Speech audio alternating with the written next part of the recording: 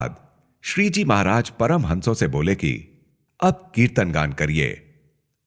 इसके पश्चात मुक्तानंद स्वामी आदि परमहंस वाद्य यंत्रों को बजाकर कीर्तन करने लगे। बाद में श्री जी महाराज पुनः बोले, अब कीर्तन गान रोकिए।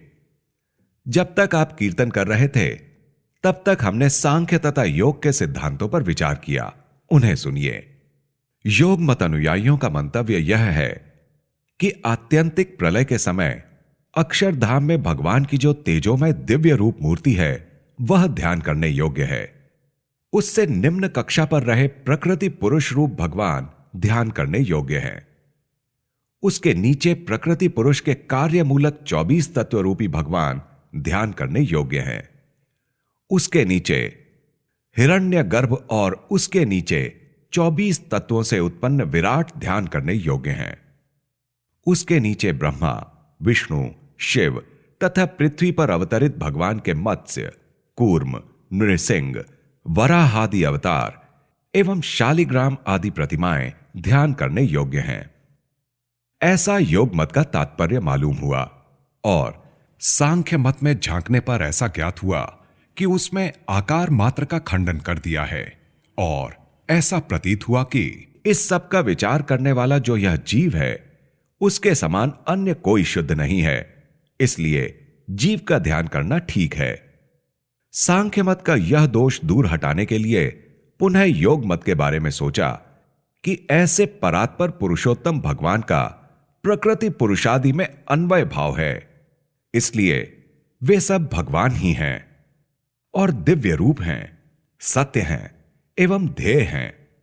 इस बात को सुदृढ़ करने के लिए श्रुति कहती है कि सर्वम खलविदम ब्रह्म नेह नानास्ति किंचन तथा इदम ही विश्वम भगवानि वेतरो यतो जगत्स्थान निरोध संभवाहा। इस प्रकार के योग मार्ग का अनुसरण करने वाले मुमुक्षु के मार्ग में कोई विघ्न उपस्थित नहीं होता, क्योंकि वह स्थूल मार्ग है और उसमें प्रत्यक्ष मूर्ति भगवान का आलंबन है।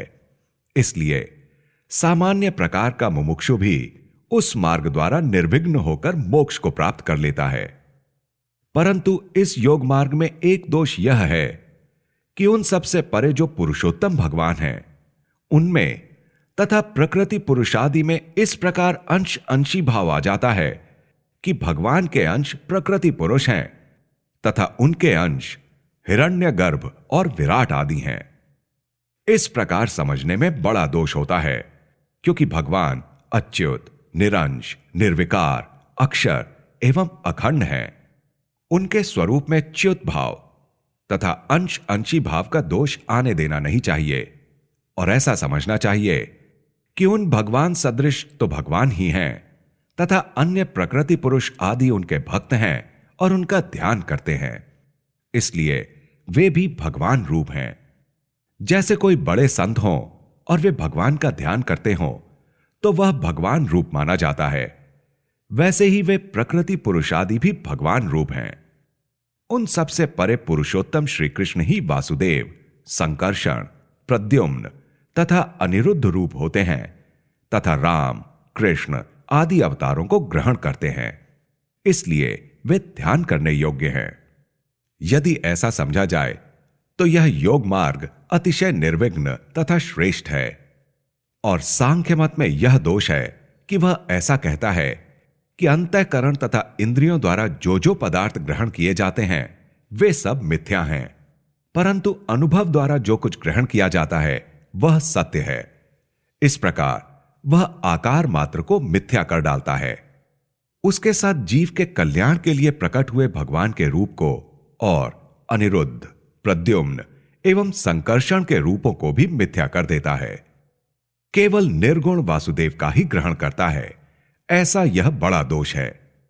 इसलिए सांख्य मतानुयायी यदि ऐसा समझ लें तो ठीक रहेगा कि सांख्य विचार को ग्रहण करके प्रकृति पुरुष से जो जो उत्पन्न हुआ उसे मिथ्या करके अपनी आत्मा को सबसे पृथक शुद्ध ब्रह्म रूप मानकर जीव के कल्याण के लिए प्रकट हुए भगवान के रूप को सत्य जानकर उनका ध्यान करना चाहिए। इस प्रकार ये दो विचार यदि कोई हमारे समान महान अभिज्ञ से सीखेगा तो सीख पाएगा, अन्यथा शास्त्रों को पढ़ने और सुनने पर भी ये विचार समझ में नहीं आ पाते। यथार्थतः बात यह है कि प्रथम सांख्य विचार द्वारा जो ब्रह्मरूप हुआ हो, उसके लिए योग का यह उपदेश बताया गया है कि ब्रह्मभूतः प्रसन्नात्मा न शोचति न कांक्षति समः सर्वेषु भूतेषु मद्भक्तिम लभते पराम, तथा आत्मा रामश्च मुनयो निर्ग्रंथा अप्युरुक्रमे कुर्वन्ति अहेतु किम भक्तिम इत्थम भूत गुणो हरिहि परिनिष्ठितोपि नैर्गुण्य उत्तम श्लोक लीलया गृहीत चेता राजर्षे आख्यानम यदधीतवान। इस प्रकार सांख्य मत को योग की अपेक्षा रहती है, क्योंकि ये सांख्य मतानुयायी विचार करके अपनी आत्मा से व्यतिरिक्त इन 5 इंद्रियों तथा 4 अंतःकरणों द्वारा भोग्य विषय भोगों को अतिशय तुच्छ जानते हैं। इसलिए वे किसी भी पदार्थ के असर से विस्मित नहीं होते तथा उनके बंधन में नहीं आते। जब कोई उनके पास आकर यह कहे कि यह पदार्थ बहुत अच्छा है, तब वे ऐसा विचार करते हैं कि यह पदार्थ चाहे कितना ही अच्छा होगा, फिर भी यह इंद्रियों तथा अंतःकरण द्वारा ग्राह्य है।